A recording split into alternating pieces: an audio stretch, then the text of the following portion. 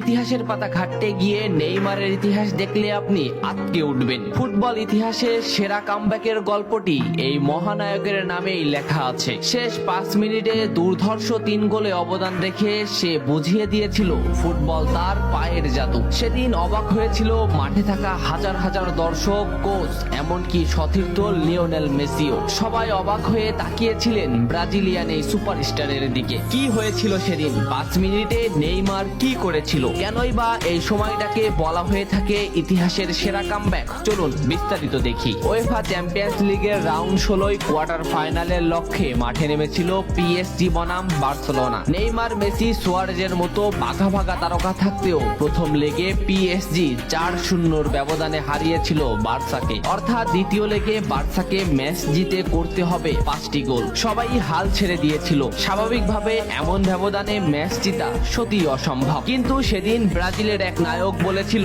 এটা সম্ভব, আমরা এটা করে দেখাবো। যেভাবেই হোক না কেন আমরা দলকে ম্যাচ জেতাতে চাই। 2017 সালের 8 মার্চ অনুষ্ঠিত হয় এই ম্যাচের দ্বিতীয় লেগ। ম্যাচের শুরু থেকে ক্ষিপ্ততা আর দক্ষতা দেখাতে শুরু করেন নেইমার। এই ম্যাচে যেন আবির্ভাব হয় কোনো এক নতুন নেইমারের। এই নেইমারকে তো কেউ চেনে না। ম্যাচের 3 মিনিটেই লুইস সুয়ারেজ পেয়ে যায় প্রথম গোলের দেখা। এরপর নেইমারের ক্ষিপ্ততায় একের পর এক আক্রমণ সাজাতে থাকে বার্সা। এদিন যেন নেইমারকে কোনোভাবেই আটকাতে পারছিল না পিএসজি। নেইমারকে আটকাতে একের পর এক ফাউলই বেছে নিয়েছিল তারা। ম্যাচের 40 মিনিটে লেভিনের আত্মঘাতী গোলে বার্সা পায় দ্বিতীয় গোলের দেখা। ম্যাচের 50 মিনিটে ক্ষিপ্ত থাকা নেইমারকে ডি বক্সের ভিতর ফাউল করে ফেলে দেওয়া হয়। এতে বার্সা পেয়ে যায় পেনাল্টি। পেনাল্টিতে গোল করে দলকে এগিয়ে নেন লিওনেল মেসি। তবে যেমনটা ভাবছিলেন এই ম্যাচের গল্প ফুটবল বিধাতা তেমন ভাবে লেখেননি। 62 মিনিটে বার্সার কফিনে শেষ প্যারাটা পুড়ে দেন এডিনসন কাভানি। এতেই স্তব্ধ হয়ে যায় ক্যাম্প নু।